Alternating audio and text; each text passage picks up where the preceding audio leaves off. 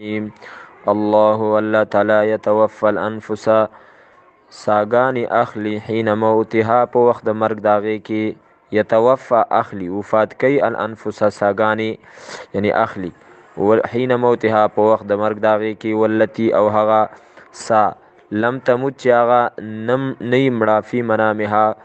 په خوب داغه کې په وخت د خوب داغه کې فیمسکون یساری التي هغه سا قضا علیها الموت چې فیصله کړی د پاغي باندې د مرګ په وخت د خوب په وخت کې یو سړی باندې الله د مرګ فیصله کړی ده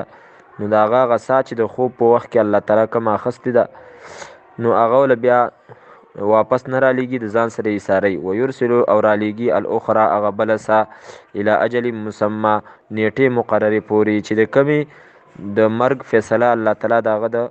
خوب په وخت کې نه ده کړې ان فی ذلک یقینا په دې کې لآیات خامخا نښې د قدرت د الله تعالی دی لقوم دپاره دا قوم یتفکرون چې سوچ او فکر کوي ام اتخذوا آیا نیولي دی من دون الله سوا د الله تعالی نه شفعاء نور سفارشیان قلو یو پیغمبره اولو کانو آیا اگر چې و دی لا یملکونه چې واکداران نو شیان د څه شي ولا یعقلون او نه پوهېدل او نه د عقل نه کار اخستو قل یو پیغمبره لله خاص د الله تعالی د پاره الشفاعت اختیار د شفاعت د جميعا ټول له خاص دغه د پاره ملک السماوات بادشاہی د اسمانونو د ول ارض او د زمکې دا ثم بیا الیه خاص د الله تعالی ته ترجعون واپس بکړی شي تاسو و اذا ذکر الله او کله چې یاد کړی شي الله تعالی وحده ایوازي اشمئزت نو تنگ شي قلوب الذين زلون دا کسانو لا یؤمنون چې ایمان نه لري بالآخرت په آخرت باندې و اذا ذکر الذين او کله چې یاد کړی شي کسان من دونه چې سوا د الله تعالی نه دي اذا هم ناسا پدې یستبشرون خوشالي ښکارا کوي قل یا پیغمبر اللهم ای الله فاطر السماوات ای پیدا کون کی د اسمانونو والارض او د زمکه عالم الغیب ای پویا په غیب باندې او شهادت او په ښکارا باندې انت تحکمو ته فیصله کې بین عبادک پمن د بندگانو خپلو کې فيما پاس کې کانو چې ودی فيه پاغي کې یختلفون چې اختلاف وکاو ولو ان للذین او کچرتا شي د پاره دا کسانو ظلمو چې ظلم کړي دي ما هغه څه فل ارض چې پزمکه کې دي جميعا ټول ومثله او پشانت د دې معهود د سره لفتدو نو خامخا دی با فدیه کې ورکی به دی لرا من سوء العذاب د ناکارا عذاب نه یوم القیامت په ورځ د قیامت باندې یعنی په فدیه کې به ورکی به دغه لرا او ځان بخلاص کی دا ناکار عذاب قیامت پر ورځ وبدا لهم او کار بشید دیو د پاره ما من الله د الله تعالی طرفنا ما هغه سلم یکونو چې نو دی يحتسبون چې ګمانې پکاو وبدا لهم او کار بشید دیو د پاره سیئات ما کسبو ناکار بدلی دا عملونو چې دی کړی دی وحاقه او راګیر بکی بهم دی لره ما هغه عذاب کانو چې ودی به پاغه پس یستهزئون چې ټوق به کوي فاذا مسل انسان پس کله چې ورسیږي انسان ته ضرورن څه تکلیف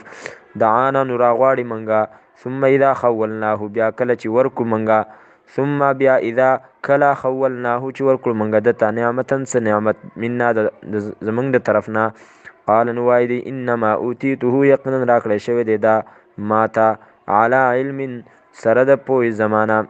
علی علم په پوی زما باندې یعنی زه د دې مستحقم د وجه د پوی زمانہ بل هي فتنه نه بلکې دا امتحان دی ولكن اکثرهم لیکن زیاد د دینه لا يعلمون پویږي قد قالها الذين خامخ په تحقیق سره ویل دا خبره هغه کسانو من قبلهم چې مخکې د دینو فما اغنا پس فائدہ ورنه کان هم هغه تما هغه څه کانو چې ود یکسبون چې کولې فاصابهم پس ورسېدو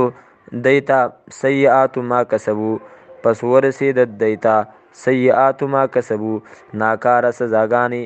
ما د هغه عملونو کسبو چې دی کړیو والذین او هغه کسان ظلمو چې ظلم کړی دی من هؤلاء د دې کسانو نه یعنی د دې موجوده کافرونو سيصيبهم زر دی چې وبرسیږي دیوتا